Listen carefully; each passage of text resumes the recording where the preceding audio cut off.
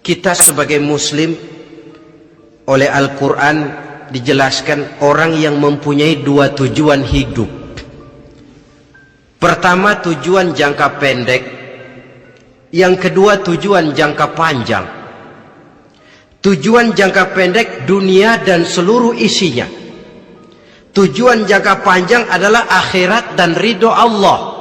Ini yang terpantul dalam doa setiap kita. Rabbana atina fid dunya hasanah wa fil akhirati hasanah.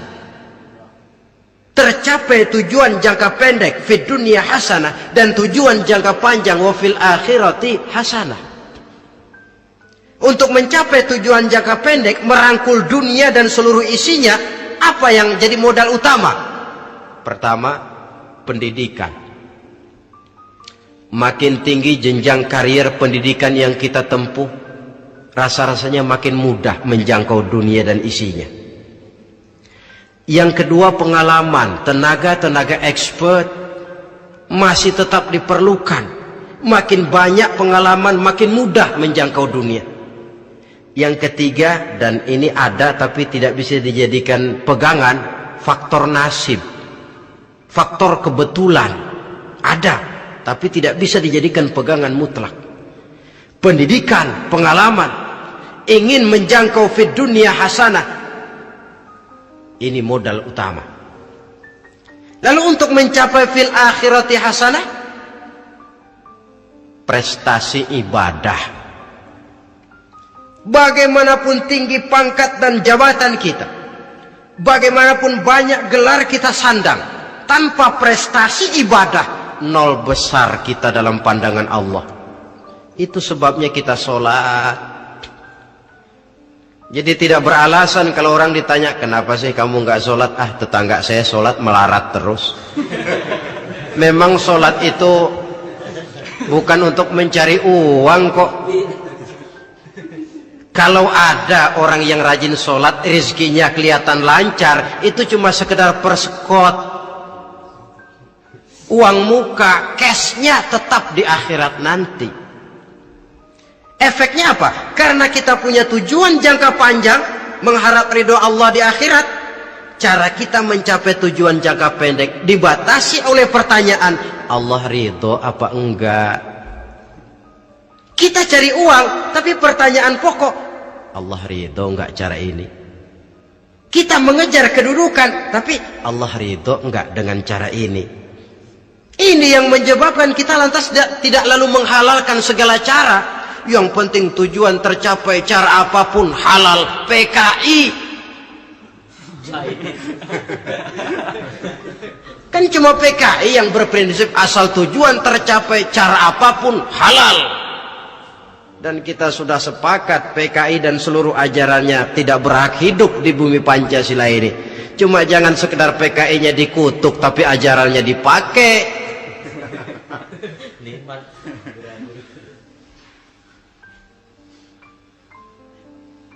Nah, untuk mencapai dua tujuan ini,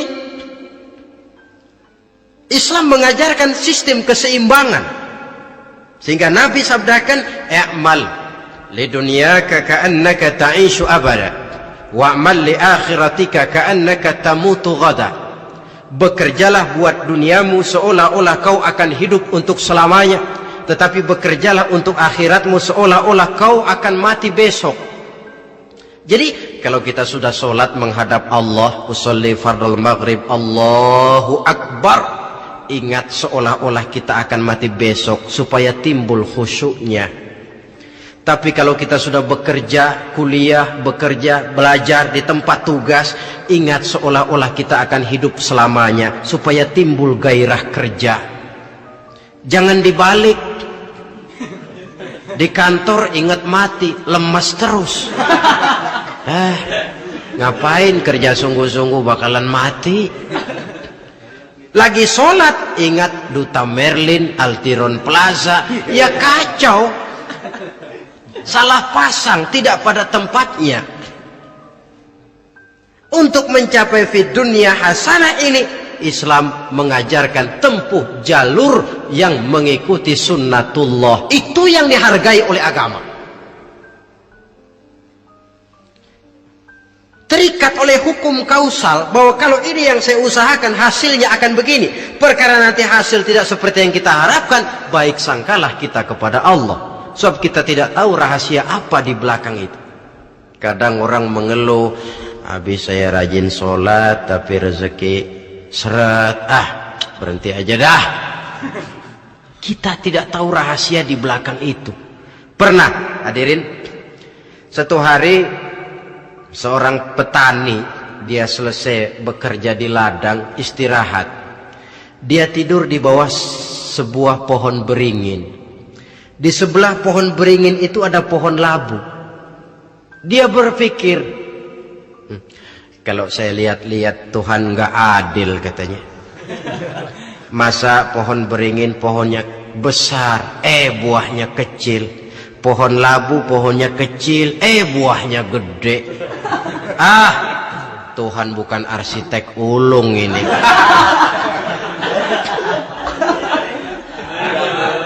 Mestinya supaya enak dilihat, beringin yang pohonnya besar buahnya sebesar buah labu.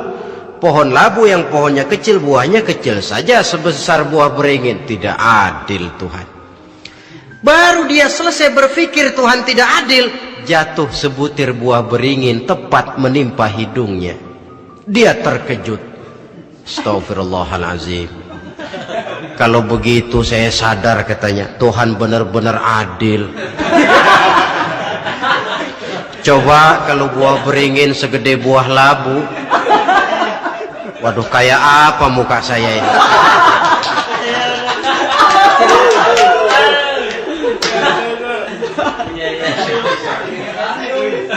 Baru terbuka pandangan matanya setelah berhadapan dengan kenyataan.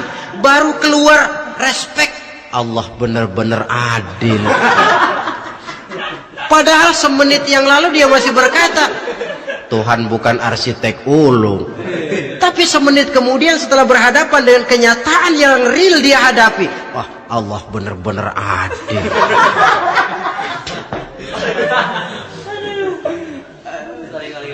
Itulah kehidupan ini.